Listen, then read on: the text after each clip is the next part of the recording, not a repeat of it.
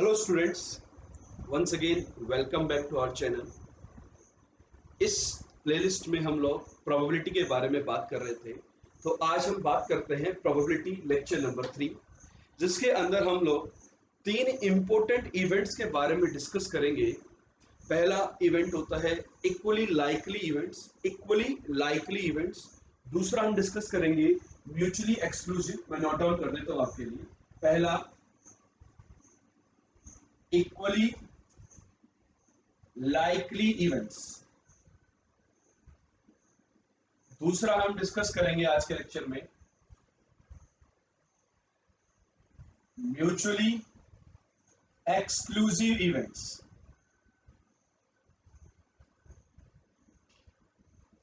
और जो third point होगा हमारा डिस्कशन का, वो होगा एग्जॉस्टिव इवेंट्स। एग्जॉस्टिव इवेंट्स, इन 3 इवेंट्स के बारे में बात होगा। और मानकर चलिए बहुत सारे बच्चों को इन तीनों टाइप के इवेंट्स में बहुत ज्यादा कंफ्यूजन रहता है।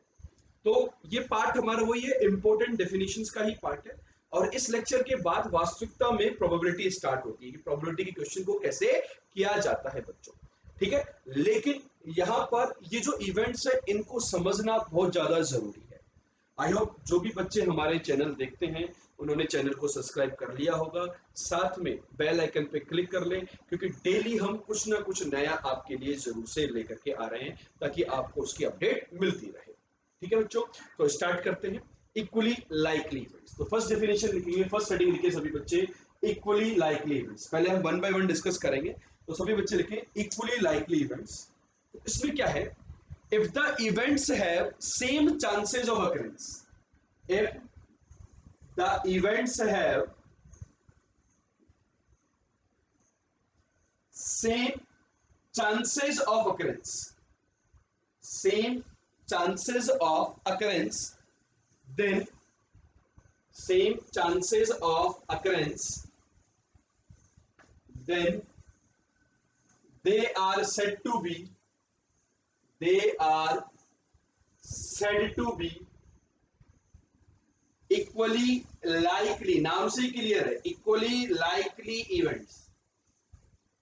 If events have same chances of occurrence, मतलब उनके होने के जो चांसेस हैं, अकरेंस होने के जो चांसेस हैं वो क्या होने चाहिए, इक्वल होने चाहिए, सेम होने चाहिए, तब उनको बोलते हैं इक्वली लाइकली इवेंट्स। क्या बोलेंगे बच्चों उनको, इक्वली लाइकली इवेंट्स। ठीक है, कोई एग्जांपल दे सकते हैं आप बच्चे, कोई कमेंट करके आंसर दें कि क्या एग्जांपल हो सकता है इक्वली लाइकली का। एक छोटा सा एग्जांपल, एक कॉइन को हमने टॉस किया, this is a random experiment. एक इवेंट मैंने बोला हेड आता है, एक इवेंट मैंने बोला टेल आता है।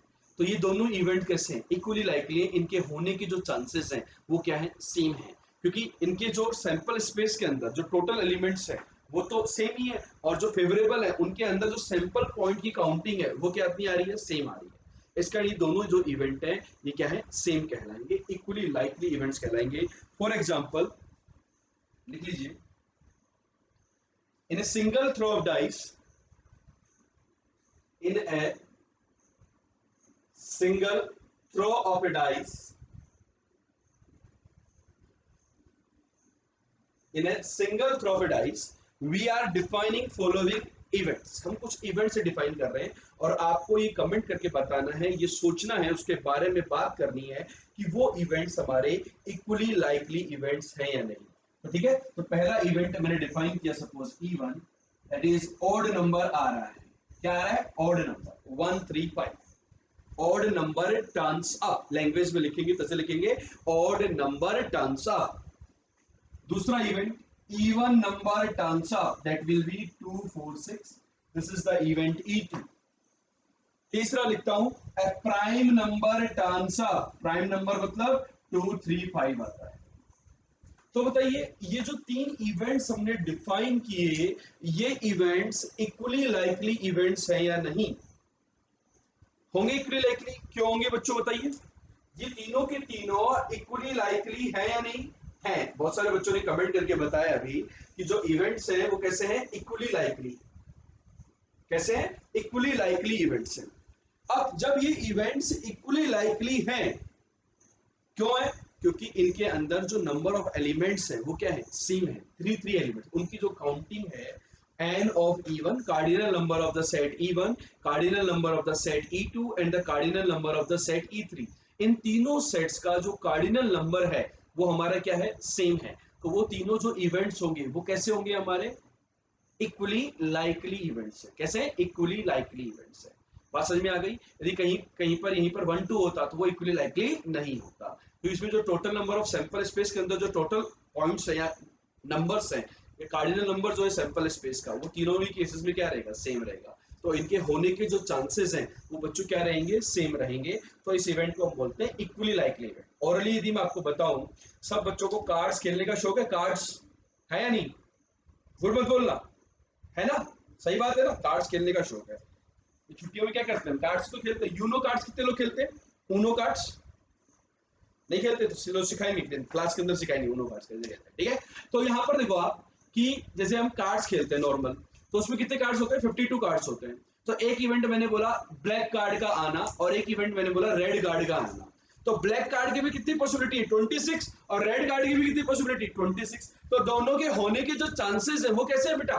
सेम है। जब होने के occurrence, chances of occurrence are same, then events are said to be equally likely. So I hope सबको बच्चों को क्लियर हो गया होगा कि इक्वली लाइकली इवेंट्स क्या होते हैं। ठीक है, आगे चलें बच्चों। तो नेक्स्ट जो है हमारा वो है म्यूचुअली एक्सक्लूसिव इवेंट्स। सेकंड लिखेंगे सभी बच्चे, म्यूचुअली एक्सक्लूसिव इवेंट्स। हेडिंग लिखे म्यूचुअली एक्सक्लूसिव इवेंट्स। कि म्यूचुअली एक्सक्लूसिव इवेंट क्या होते हैं? इनको कुछ लोग डिसजॉइंट इवेंट भी बोलते हैं। और जैसे ही मैंने नाम लिया डिसजॉइंट का, दिमाग की बत्ती जल गई सब बच्चों की। जली नहीं जली? चमक गया है ना? डिसजॉइंट इवेंट्स, डिसजॉइंट सेट्स हमने पढ़े थे। इवेंट भी तो सेट ही होता है। तो डिसजॉइंट सेट में हमने क्या डिस्कस किया था? ऐसे सेट्स जिनका इंटरसेक्शन, जिनके अंदर कोई भी एलिमेंट कॉमन नहीं आता, जिनके अंदर कोई भी एलिमेंट कॉमन नहीं आता, उसको हम क्या बोलते हैं? डिसजॉइंट सेट्स बोलते हैं। क्या बोलते हैं बच्चा? डिसजॉइंट सेट्स बोलते हैं। मतलब ऐसे बहुत सारे एलिमेंट्स होते हैं डिसजॉइंट सेट्स के, जिनके अंदर इंटरसेक्शन कुछ भी नहीं है। तो दो इवेंट्स को डिसजॉइंट सेट, डिसजॉइंट इवेंट कब बोला जाएगा? जब उनके अंदर, या म्यूचुअली एक्सक्लूसिव कब बोला जाएगा? जब उनका कॉमन कुछ नहीं आता है। तो हम लिखेंगे इसकी definition, two events are said to be are said to be mutually exclusive events, mutually exclusive events। देखिए, two events are said to be mutually exclusive events if both cannot occur, if both cannot occur simultaneously, if both cannot occur simultaneously, यदि दोनों event एक साथ नहीं हो सकते, मतलब उनके बीच में कुछ भी कॉमन नहीं आ रहा है, तो उनको हम बोलते हैं म्यूचुअली एक्सक्लूसिव इवेंट्स। यदि मैं मैथमेटिकली लिखूं इसको, तो मैथमेटिकली क्या लिख सकते हैं? यदि दो इवेंट का नाम ए इवेंट और बी है, if A and B are mutually exclusive, A and B are mutually exclusive, then A intersection B is equal to phi। तो A intersection B जो होगा वो किसके इक्वल होगा बेटा? phi के इक्वल होगा। यही हमारी डेफिनेशन थी डिसजॉइंट सेट्स की, और यही हमारी बात है म्यूचुअली एक्सक्लूसिव इवेंट्स की। कि दो इवेंट को म्यूचुअली एक्सक्लूसिव कब बोला जाता है? जब उनका इंटरसेक्शन कैसा होता है? फाई होता है। उसको हम बोलते हैं म्यूचुअली एक्सक्लूसिव इवेंट्स। अब बात आती है, बहुत सारे बच्चों को इसमें कंफ्यूजन रहता है कि सर चलो ठीक है, आपकी बात हमने मान ली कि दो इवेंट्स के लिए तो दो का इंटरसेक्शन पाई होगा, लेकिन यदि बहुत सारे क्वेश्चंस में तीन इवेंट भी होते हैं। कितने होते हैं? तीन event, for three event, suppose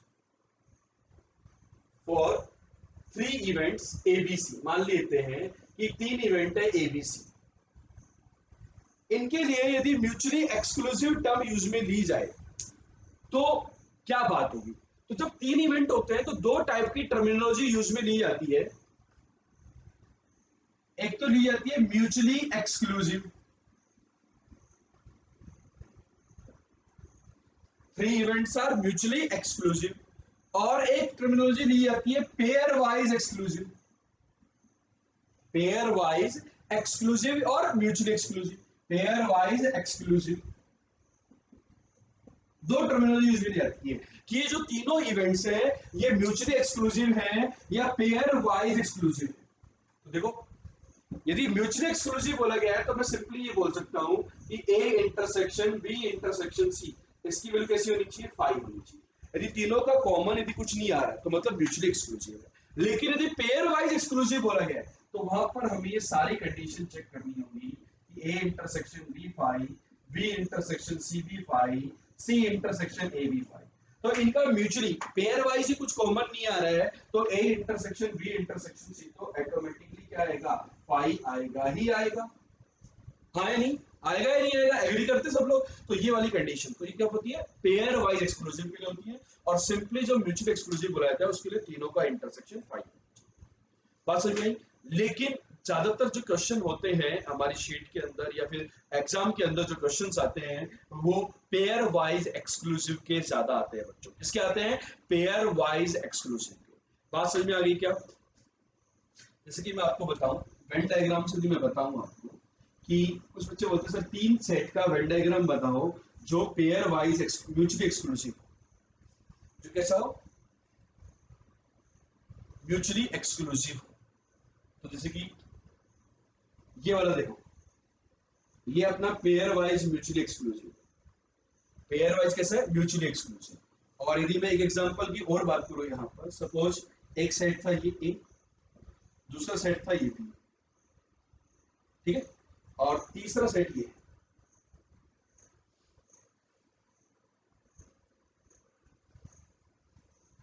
C. तो ए और सी में भी कुछ कॉमन है, बी और सी में भी है, ए बी में भी है, लेकिन क्या तीनों में एक साथ कॉमन है क्या, नहीं है ना। तो ये कैसा है पेयर वाइज नहीं है, ये कैसा है म्यूचुअली एक्सक्लूसिव।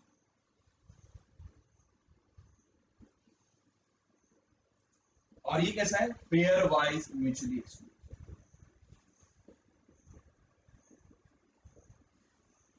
बात समझ में आ गई क्या, क्लियर हुई क्या बात। तो यहां पर एक गड़बड़ आती थी वो मैंने एक्सप्लेन कर दी है। बहुत सारे बच्चों को कंफ्यूजन रहता है कि किस प्रकार की क्या कहानी है, ठीक है। तो सेकंड टाइप क्लियर है आज के लेक्चर का। पहला था इक्वली लाइकली, दूसरा है म्यूचुअली एक्सक्लूसिव इवेंट्स। म्यूचुअली दो में होती है तो कोई दिक्कत ही नहीं है, लेकिन 3 इवेंट्स होते हैं तो दो टर्मिनोलॉजी आती है पेयर वाइज और सिंपली। सिंपली मतलब म्यूचुअली एक्सक्लूसिव, तो वहां पर तीनों का इंटरसेक्शन चेक। क्लियर, चलिए आगे। तो बेटा जो थर्ड डेफिनेशन है आपकी वो है एग्जॉस्टिव इवेंट्स। थर्ड जो डेफिनेशन है वो है एग्जॉस्टिव इवेंट्स। सभी बच्चे इस इसको नोट करें हेडिंग को, तो इसकी बात की जाए कि एग्जॉस्टिव इवेंट्स क्या।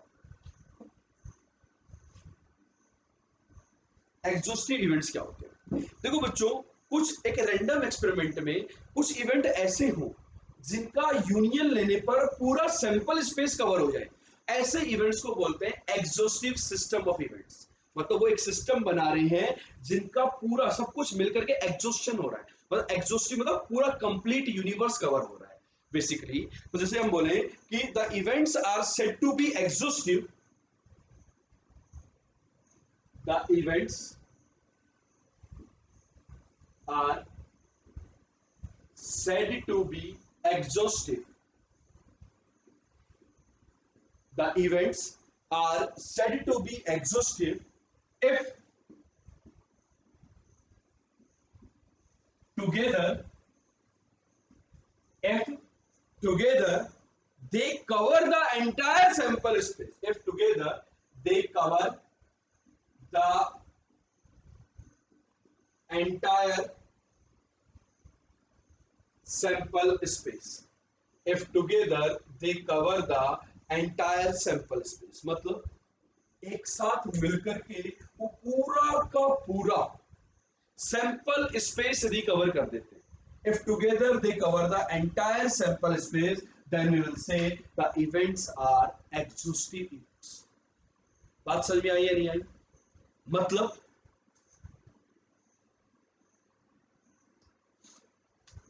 that means क्या कहें, बताओ आपके माइंड में क्या है एग्जॉस्टिव से, क्या आ रहा है? मान लेते हैं कि ABCR एग्जॉस्टिव इवेंट्स, कैसे है? एग्जॉस्टिव इवेंट्स है। ABCR एग्जॉस्टिव इवेंट्स मतलब A union B union C is equal to S। S का मतलब क्या होता है बेटा? Sample space. मतलब तीनों मिलकर के पूरा का पूरा सैंपल स्पेस कवर कर देते हैं इवेंट्स। तीन इवेंट, दो है तो दोनों मिलकर के सैंपल स्पेस कवर कर दें, तीन है तो तीनों मिलकर के कर दें, चार है तो चारों मिलकर के कर दें, हो सकते हैं चार हो तो चार में से कम ही पूरा कवर कर दें, तो उसको हम क्या बोलते हैं? Exhaustive system. मतलब nothing can occur outside them. इनके बाहर कुछ नहीं हो सकता, ये सब मिलकर के ये सैंपल स्पेस बना देते हैं, तो इनके बाहर की कोई कहानी नहीं है। मतलब ऐसा नहीं है, जैसे कि हम बात करें IIT जेई की प्रिपरेशन, IIT जेई की प्रिपरेशन के लिए आपको मैथ्स में दो चीज देखने की जरूरत है। एक हमारा JEE maths by RGL sir का यूट्यूब चैनल और एक हमारी वेबसाइट है www.jeimathsbyrglsir.com। एक यूट्यूब चैनल सेट ए है और jeimathsbyrglsir.com सेट बी है। ये दोनों मिलकर के क्या बना दे रहे हैं? एग्जॉस्टिव। क्यों? 100% गारंटी इसके बाहर से मैथ्स के अंदर क्वेश्चन आ गया, इस कारण ये एग्जॉस्टिव है।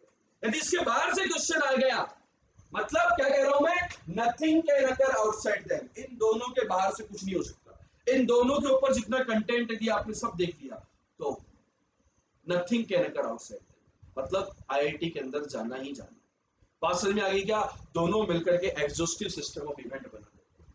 बात क्लियर है? तो एग्जॉस्टिव सिस्टम ऑफ इवेंट क्या होता है, क्लियर होगी बच्चों? कहानी करेंगे, एग्जांपल करके देखें तीनों के ऊपर क्या हो रहा है क्या नहीं हो रहा है। ठीक है, तो जैसे कि मैंने इक्वली लाइकली के केस में आपको एग्जांपल लिखवाया था इन थ्रोइंग ऑफ ए डाइस, उसी एग्जांपल को कंटिन्यू करते हैं। इन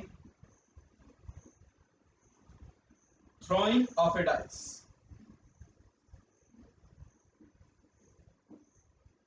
इन थ्रोइंग ऑफ ए डाइस, यदि हम एक डाइस को थ्रो करते हैं तो कुछ इवेंट जो मैंने डिफाइन किए थे, ऑड नंबर का आना 1 3 5, इवन नंबर का आना 2 4 6 और एक प्राइम नंबर का आना 2 3 5। सभी बच्चे इन इवेंट्स को लिखें। इसके ऊपर मैं कुछ क्वेश्चन पूछने वाला हूं, सभी बच्चे उन क्वेश्चंस का जवाब देंगे मेरे साथ साथ। जल्दी से जवाब आना चाहिए, फ्रैक्शन ऑफ सेकंड्स में जवाब आना चाहिए, सेकंड्स में नहीं, फ्रैक्शन ऑफ सेकंड्स का आंसर आना चाहिए। मतलब क्वेश्चन पढ़ते ही दिमाग के अंदर फ्रैक्शन ऑफ सेकंड्स के अंदर आपका आंसर आ गया। तो पहला comment, statement 1, E1 E2 E3 are equally likely. सभी बच्चे कमेंट करके बताएं आंसर ट्रू है या फॉल्स है, जल्दी से बताएं। E1 E2 E3 are equally likely.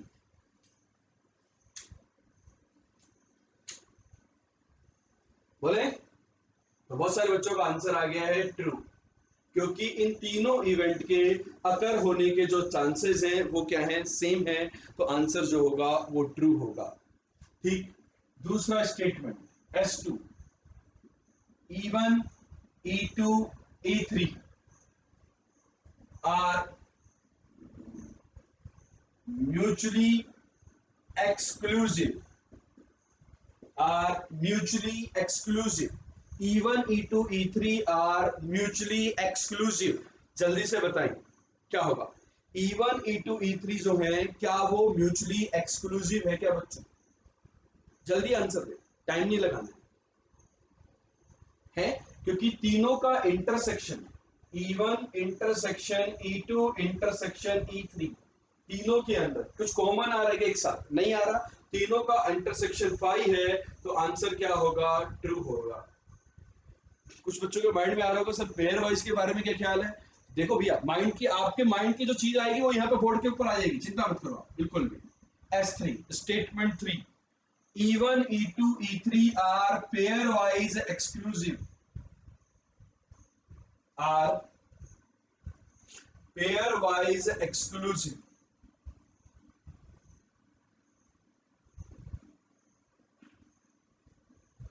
ये सही है या गलत है, इस बात का आंसर दे। दिस इज ट्रू और फॉल्स, जल्दी से बताएं कि E1 E2 E3 are pairwise exclusive और नॉट।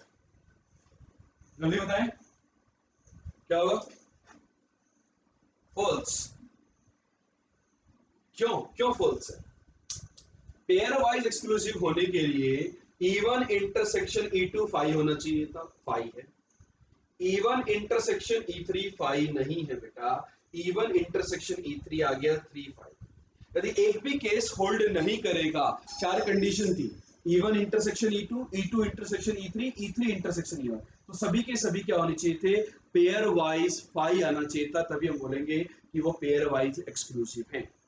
और the last statement S4, E1 E2 E3 are exhaustive, E1 E2 E3 are exhaustive। तो सभी बच्चे आंसर दें, क्या E1 E2 E3 तीनों मिलकर के एक सैंपल स्पेस बना रहे हैं क्या? हाँ बना रहे हैं, तीनों मिलकर के, ये दोनों मिलकर के बना रहे थे, तो ये तो एक्स्ट्रा है, तो तीनों मिलकर के तो बनाएंगे बनाएंगे। तो हमारे पास E1 E2 E3 तीनों मिलकर के सैंपल स्पेस का फॉर्मेशन कर रहे हैं, तो हम बोलेंगे कि ये जो सिस्टम ऑफ इवेंट है ये कैसा है, ट्रू है। तो ये ट्रू था, ये ट्रू था, ये ट्रू है, लेकिन ये वाला फॉल्स था। क्लियर है बच्चों, नोट कर लीजिए। हाँ तो बच्चों क्लियर हुआ या नहीं हुआ? ठीक है, तो इसमें हम क्या कर रहे थे कि ये चारों जो इवेंट्स थे, equally likely, mutually exclusive, pair wise mutually exclusive and exhaustive. Clear हो गया? अब इसके बाद मैं आपको एक ऐसा एग्जांपल करवाने जा रहा हूं, उस एग्जांपल के यदि आपने सारे आंसर सही सही दे दिए तो जिंदगी भर आपको ये तीनों चीजें याद रहेंगी, mutually exclusive, pair equally likely और एग्जॉस्टिव सिस्टम ऑफ इवेंट। मतलब वो एग्जांपल यदि आपने कर दिया सही सही, तो सभी बच्चे बिल्कुल दिमाग के साथ, दिमाग को ओपन करके उनका आंसर देंगे मेरे साथ साथ, फिर हम बात करते हैं आगे के बारे में। ठीक है, तो ये हमारा आज के लेक्चर का लास्ट एग्जांपल है, ध्यान से सुने इसको और ध्यान से करें बच्चे। ठीक है, तो एग्जांपल है,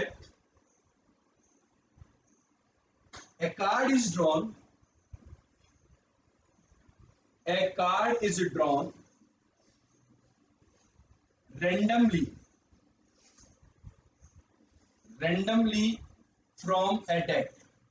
A card is drawn randomly from a deck. A card is drawn randomly from a deck. Deck समझते हैं सब लोग, जो ताश की जो गड्डी होती है ना, जिसके अंदर 52 कार्ड्स होते हैं, उसको बोलते हैं। A card is drawn randomly from a deck. Let, कुछ इवेंट्स बच्चों में डिफाइन कर रहा हूं। Let capital R denotes card drawn is red. Capital R denotes the card drawn is red. B denotes card drawn is black. C denotes card drawn is club. सब लोगों को पता है ना, 26 रेड कार्ड्स होते हैं, 26 ब्लैक कार्ड्स होते हैं। अब जो ब्लैक कार्ड्स होते हैं उनके अंदर क्या क्या होता है, क्लब होता है और स्पेड होता है, और रेड में क्या होता है, डायमंड एंड हार्ट्स होते हैं। तो C is the card drawn is club, D is the card drawn is a diamond, D हो गया। H is the card drawn is heart, and E हो गया कार्ड ड्रॉन इज स्पेड। वैसे S use में लेना चाहिए था, लेकिन एस को यूज में नहीं दिया। S notation is use for sample space. ठीक है, मान लेते हैं के is called drawn is king, king यदि कार्ड ड्रॉन किया तो उसको बोल दिया के। L is called drawn is 10 number, जो 10 नंबर वाला कार्ड है उसको ड्रॉ किया तो आ रहा है कि card drawn is 10, then that event is L. ठीक है, क्या कर रहे हैं बच्चों, समझ में आ गई बात? जिन बच्चों को इंग्लिश के अंदर कार्ड के नाम नहीं पता है उनको मैं बता देता हूं कि जो डायमंड होता है, डायमंड पान होता है क्या, ईंट होती है। स्पेड क्या होता है, हुकुम। क्लब क्या होती है, चिड़ी। हार्ट पान होता है और डायमंड ईंट होती है। क्लियर? तो ये चार कलर मतलब 13 कार्ड्स जो होते हैं इनके बारे में बात की गई है। ठीक, अब हमें बोला गया है डिस्कस, इसके बाद discuss whether the following events are, discuss whether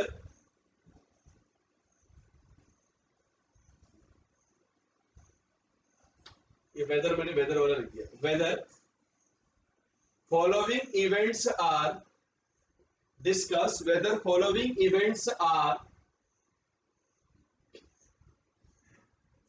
mutually exclusive,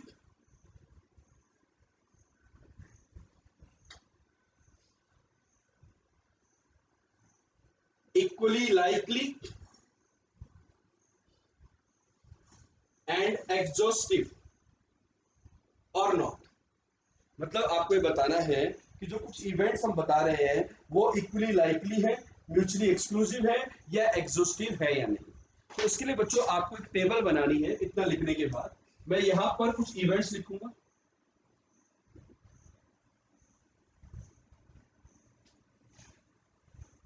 और आपको आंसर देना है कि वो म्यूचुअली एक्सक्लूसिव है या नहीं, इक्वली लाइकली है या नहीं, या एग्जॉस्टिव है या नहीं। बात समझ में आ गई? कुछ इवेंट्स यहाँ पे लिखे जाएंगे, आपको उनका आंसर देना है केवल यस और नो के अंदर। ठीक है, तो पहला फर्स्ट कुछ इवेंट्स में लिख रहा हूं कि रेड एंड ब्लैक, एक इवेंट है रेड आर और एक इवेंट है बी।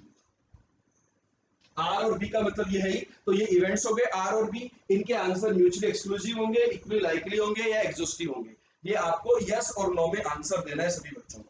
तो सभी बच्चे आंसर दें, क्या होगा फर्स्ट का आंसर रेड और ये ब्लैक।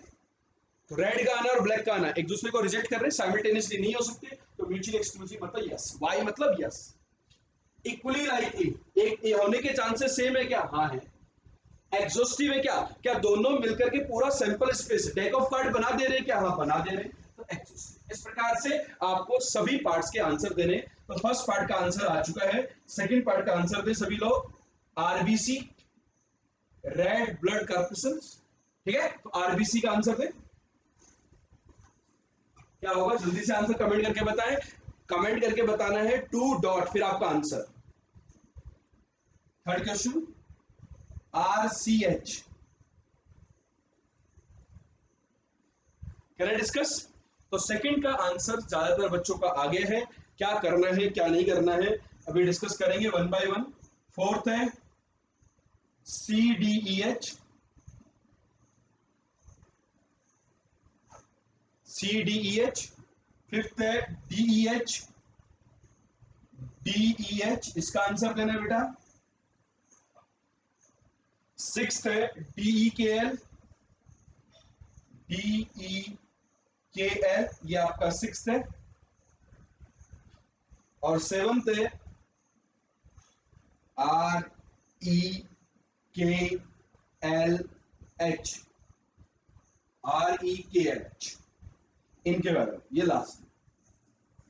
ठीक है, तो इस टेबल को सभी बच्चों को फिल करना है और बताना है कि क्या हो रहा है क्या नहीं हो रहा है। सिंपल सी बात है कि एक डेक ऑफ कार्ड में आपने बहुत सारे इवेंट्स को डिफाइन किया है, आपको उनका आंसर देना है कि वो म्यूचुअली एक्सक्लूसिव है, इक्वली लाइकली है या फिर एग्जॉस्टिव सिस्टम ऑफ इवेंट बना रहे हैं।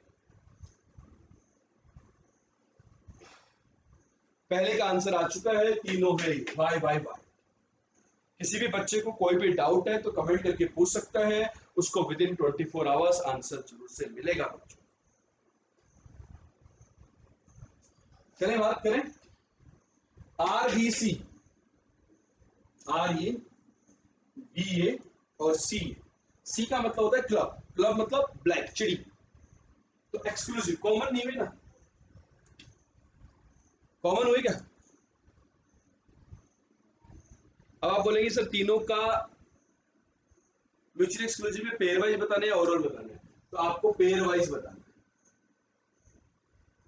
कैसे बताना है? Pair wise. जब कुछ मेंशन नहीं होता है ना मल्टीपल्स में, तो हम उसको लिखते हैं पेयर वाइज एक्सक्लूसिव। ठीक है, यहाँ पे क्या बताना है? Pairwise exclusive. तो ये क्या आंसर आएगा? नो, आरबीसी, क्योंकि ब्लैक और क्लब के अंदर कुछ कॉमन आ रहा है। इक्वली लाइकली,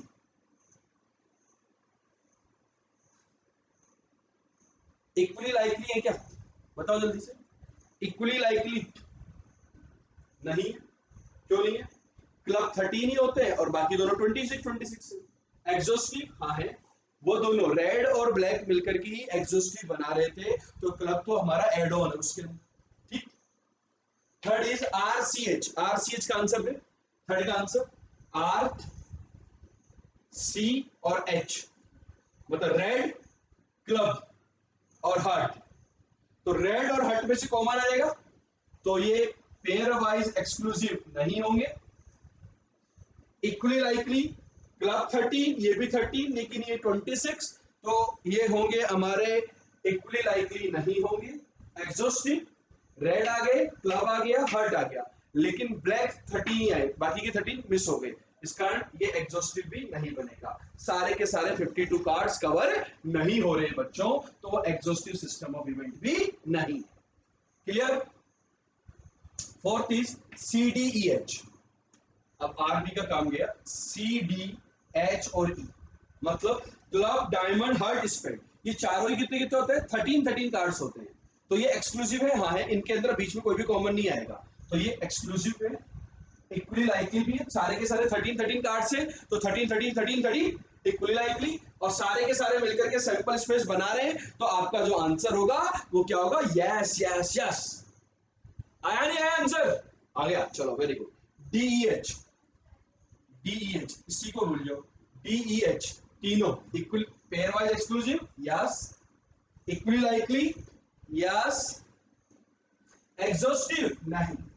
क्यों नहीं एग्जॉस्टिव? किस रीजन की वजह से एग्जॉस्टिव नहीं है बताइए बच्चे, क्यों नहीं है? Diamond, heart, spade, diamond, heart, spade, तो क्लब बच गया बेचारा, क्लब वाले कार्ड्स नहीं आ पाएंगे, तो टोटल यूनियन मिलकर के सैंपल स्पेस नहीं बन पाएगा, इस कारण वो एग्जॉस्टिव नहीं है।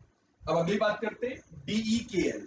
डीई के एल, तो डी मीन्स डायमंड, ए मीन्स स्पेड, के मीन्स किंग, एल मीन्स 10, तो ये चार कार्ड, ये चार कार्ड, ये 13 और ये 13, तो म्यूचुअली एक्सक्लूसिव है क्या? नहीं। डायमंड का किंग आ गया, नहीं आ गया कॉमन, तो पेयर वाइज एक्सक्लूसिव नहीं होंगे। इक्वली लाइकली नहीं होंगे, वो चार चार थे, वो 13 थे। एग्जॉस्टिव पूरा सिस्टम नहीं बन रहा है बच्चों, नो।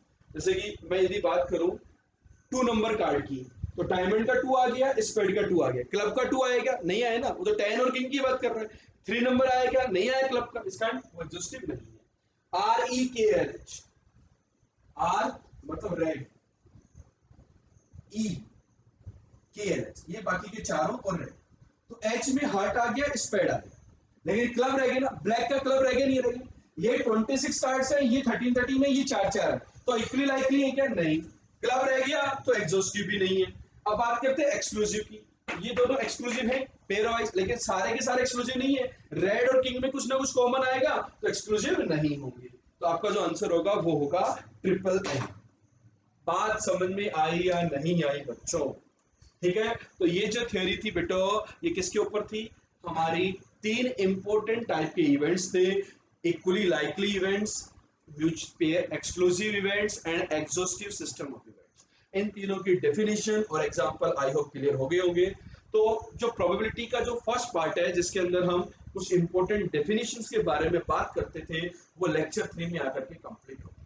अब हम नेक्स्ट लेक्चर में बच्चों, लेक्चर नंबर 4 में क्लासिकल डेफिनेशन ऑफ प्रोबेबिलिटी के बारे में बात करेंगे, जिसका आपको लिंक अभी स्क्रीन पे नजर भी आ रहा होगा, आप उसके ऊपर रिमाइंडर सेट कर सकते हो। क्लासिकल डेफिनेशन ऑफ प्रोबेबिलिटी के बारे में चर्चाएं होंगी अगले लेक्चर के। ठीक है बच्चों, तो जुड़े रहिए हमारे साथ, और आपको किसी और टॉपिक पर थ्योरी पढ़नी है, उसका डिस्कशन करना है हमारे साथ, तो आप हमारे चैनल को सब्सक्राइब करें और साथ में उसमें कमेंट करके बताएं, उसके ऊपर भी हम लेक्चर जल्दी से अपलोड करने की कोशिश पूरी रहेगी। Bye bye, good day.